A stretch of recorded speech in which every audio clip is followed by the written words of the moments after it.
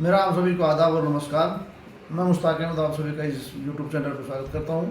दोस्तों, युद्धों का होना एक बहुत बड़ी प्रक्रिया रही है इतिहास में, और उनकी समाप्ति पर ऐसे ही जश्न मनाए जाते हैं कि ऐसा समझो दोबारा से युद्ध नहीं होंगे, लेकिन फिर युद्ध होते हैं, फिर दोबारा से ऐसे जश्न मनाए जाते हैं। ऐसा ही माहौल हमें अभी देखने को मिला है जब अमेरिका और ईरान के बीच में ऐसा पैक्ट हुआ है जिसके बीच में कहा जा रहा है कि शायद दुनिया एक बड़े युद्ध से बच गई है, बड़ी तबाही से बच गई है, और ऐसे हालातों से बच गई है जिसमें दुनिया में तबाही का मंजर बना हुआ था। दुनिया में महंगाई बढ़ रही थी, तेल की कीमतें बढ़ रही थी, दुनिया में जो है अव्यवस्था फैल रही थी। यह बड़ी बात है कि 107 दिन बाद ये समझौता होने जा रहा है। अमेरिका ने 28 फरवरी 2026 को ईरान पर आक्रमण किया था और शायद ये लगा था कि ईरान शायद हार जाएगा, लेकिन ऐसा नहीं हुआ। जो परिणाम सामने आ रहे हैं वो कुछ और ही बता रहे हैं। ऐसा लग रहा है कि ईरान का पलड़ा भारी है, और जो समझौता हुआ है उसकी सारी शर्तें पब्लिक के सामने खुलकर सामने नहीं आई हैं। उन सब पर आज हम बात करेंगे, और इस समझौते का रिलेवेंस क्या है इस बारे में हम बात करेंगे आपके सामने, और इसका विश्लेषण करके आपको ये बताएंगे कि विश्व परिदृश्य में इसका क्या महत्व है।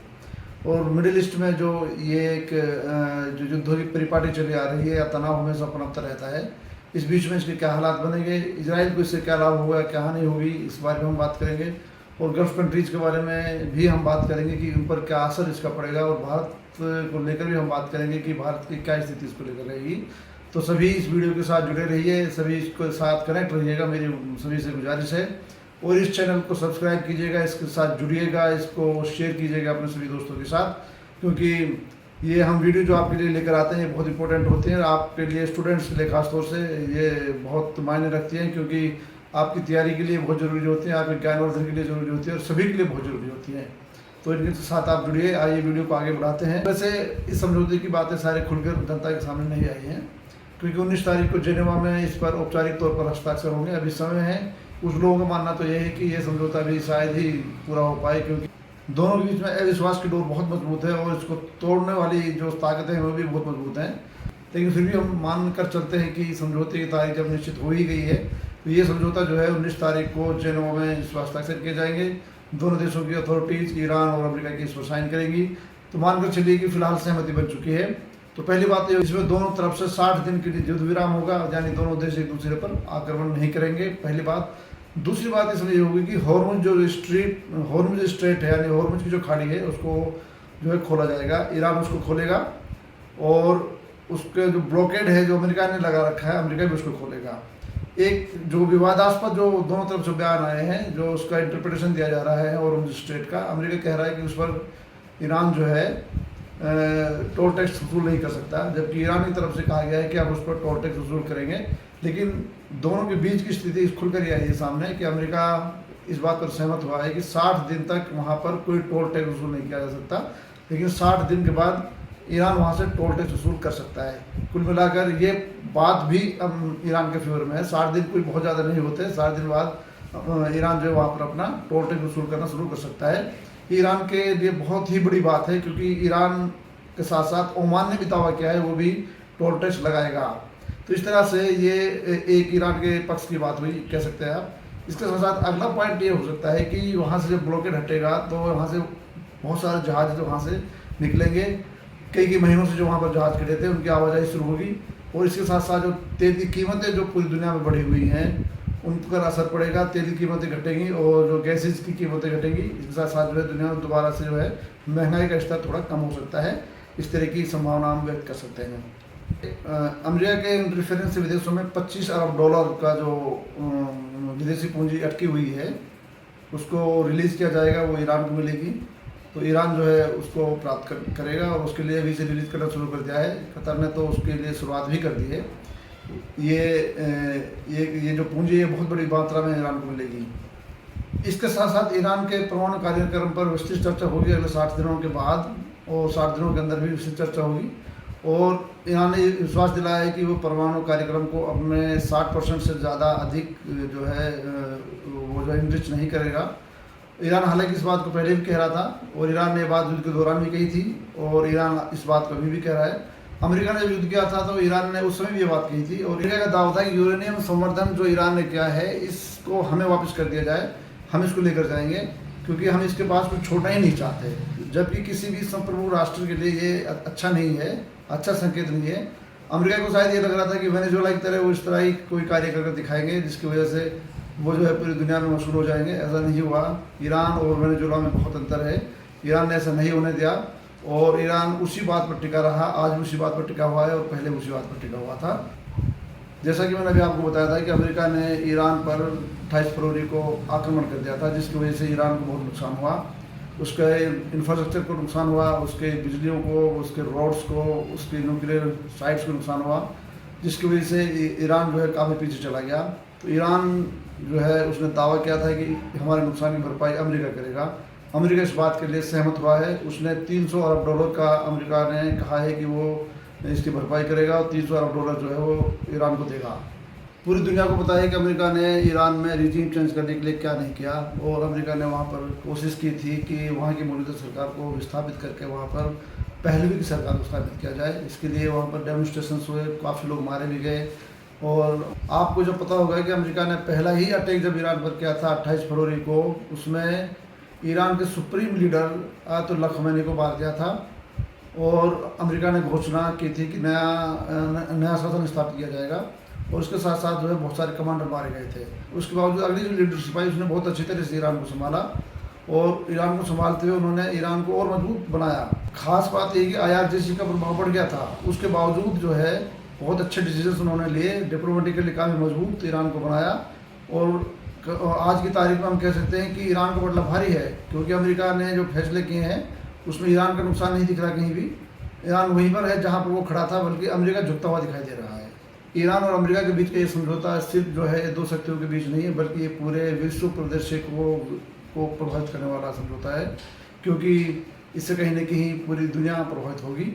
इसलिए इसमें एक जो शक्ति है इजराइल, वो खास रूप से प्रभावित होगा इससे। इजराइल ने इसको मानने से इनकार कर दिया है। इजराइल का कहना है कि हम इसका हिस्सा नहीं है।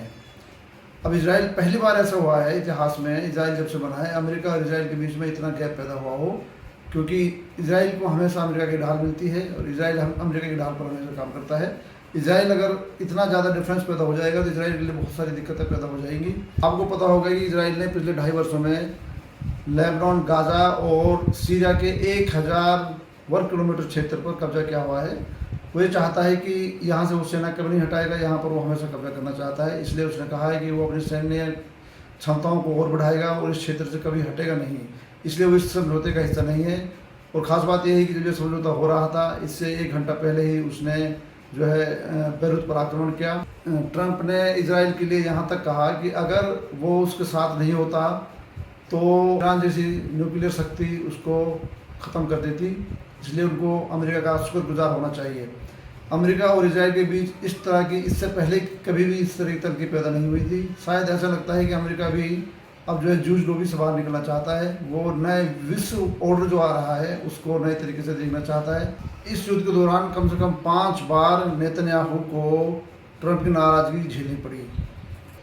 उधर मसूदे में जहाँ लेबनान पर इजराइल अड़ा हुआ है कि वो हिजबुल्लाह को समाप्त करके ही मानेगा, उधर समझौते में 3 बार लेबनान को उल्लेख किया गया है और लेबनान की सुरक्षा की बात की गई है।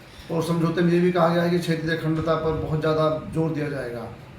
पूरी दुनिया में, खासतौर से यूरोप में और अमेरिका और एशियाई देशों में एक छवि बन रही है कि जो पूरी दुनिया में शांति स्थापित होने जा रही है, तो उसमें इजराइल शामिल होना क्यों नहीं चाहता। जो इजराइल है वो अलग थलग पड़ता नज़र आ रहा है और ये भी माना जा रहा है कि इस युद्ध की जड़ में भी जो है इजराइल ही है। अगर भारत की बात की जाए तो भारत के प्रधानमंत्री श्री नरेंद्र मोदी ने इसका स्वागत किया है और क्षेत्रीय स्थिरता की बात कही है। भारत के लिए इसकी महत्व इसलिए ज़्यादा है क्योंकि भारत का 85% जो है जो गैस आती है, LNG या LPG आती है, वो यहीं से आती है। इसके अलावा तेल जो आता है वो भी यहाँ से बड़ी संख्या, कम से कम 50% तो आता ही है। तो भारत में तेल की कीमत अभी बढ़ गई थी। अगर यहाँ से आवाजाही अच्छी शुरू हो जाती है और यहाँ से जो है ब्लॉकेड हट जाते हैं तो भारत में तेल की कीमतें घटेगी। दूसरी बात यह है कि भारत जो है ईरान के साथ बहुत पुराने संबंध है, गल्फ कंट्रीज के साथ भारत के बहुत अच्छे संबंध है। लगातार इस तनाव से भारत को बहुत सारी समस्याओं का सामना करना पड़ रहा था। डिप्लोमेटिकली भारत को जो है 2 मोर्चों पर, कई मोर्चों पर जो है लड़ना पड़ रहा था। तो उससे बड़ी आसानी ये होगी कि भारत जो है वो ईरान के साथ तेल खरीदने की संभावनाएं भारत की बढ़ गई हैं, क्योंकि यहाँ से भारत को इजी एक्सेस में है यहाँ से तेल खरीदना। जब भारत में प्रचुर मात्रा में तेल मिलेगा तो जाहिर सी बात है महंगाई में लगाम लगेगी। इसके साथ साथ गल्फ़ कंट्री, हालांकि ईरान जो है गल्फ़ कंट्रीज का हिस्सा नहीं है, लेकिन गल्फ़ कंट्रीज में भी भारत के अच्छे संबंध, सुचारू संबंध और बनेंगे, क्योंकि गल्फ़ कंट्रीज में भारत के 90 लाख लोग काम करते हैं और भारत को बहुत बड़ी मात्रा में वहाँ से विदेश मदद प्राप्त होती है। तो यहाँ से अच्छे संबंध बनेंगे तो जाहिर सी बात है कि भारत को बहुत ज़्यादा लाभ होगा। इस तरह से भारत को इस समझौते से बहुत ज़्यादा लाभ होने वाले हैं डिप्लोमेटिकली, अंतर्राष्ट्रीय स्तर पर। तो हमें इसका बहुत ज़्यादा स्वागत करना चाहिए और एक अंतर्राष्ट्रीय स्तर पर हमें इसका स्वागत करना ही चाहिए, क्योंकि जब युद्ध समाप्त होते हैं तो जाहिर सी बात है कि उसका पूरी मानवता को लाभ होता है। तो आइए हम छोटी सी ये बात करते हैं, क्या ये समझौता कामयाब हो जाएगा? बिल्कुल कामयाब होने की संभावना है और कामयाब होने की उम्मीद करनी चाहिए, लेकिन कुछ दुश्वारियाँ हैं जिसके बारे में हमें बात कर लेनी चाहिए। पहली बात यही है कि दोनों देशों के बीच में अविश्वास की खाई बहुत ज़्यादा है, क्योंकि लंबे समय से एक दूसरे के दुश्मन रहे हैं और कभी भी एक दूसरे का सहयोग लंबे समय से नहीं किया। जब से 1979 से जो है ईरान में जो है इस्लामिक क्रांति हुई है, तभी से अमेरिका और ईरान के बीच में कटु संबंध रहे हैं। हालांकि पहले दोस्ती के संबंध भी हुआ करते थे, तो ये एक बहुत बड़ा पहलू है। दूसरी बात यह है कि दोनों के बीच में तालमेल बहुत कम है, एक दूसरे के बीच अंडरस्टैंडिंग नहीं है। दोनों के इंटरप्रिटेशन इस समझौते को लेकर अलग अलग हैं, जिसमें जो है एक दूसरे के खिलाफ बातें देख सकते हैं हम। हालांकि ईरान ने बहुत ज़्यादा इसका खंडन या इसका स्वीकृति नहीं दी है, उसके बयान बहुत कम आए हैं, फिर भी दोनों के बीच में भिन्नता हम देख सकते हैं। इजराइल अगर इसमें शामिल हो जाता तो ये समझौता 100% कामयाब हो जाता, लेकिन इजराइल जब तक इसमें शामिल नहीं होगा, जब तक वो इसमें अड़चन डालता रहेगा। ईरान इजराइल जब तक इसमें शामिल नहीं होगा तब तक इसमें वो अड़चन डालता रहेगा और इसमें समस्याएं पैदा होती रहेंगी। लेकिन फिर भी हमें उम्मीद कर सकते हैं कि 107 दिन बाद ही सही, लेकिन एक बहुत बड़ा समझौता होने जा रहा है और ये उम्मीद करते हैं कि 19 तारीख को इस पर हस्ताक्षर हों, ये दुनिया के लिए एक नई उम्मीद लेकर आए।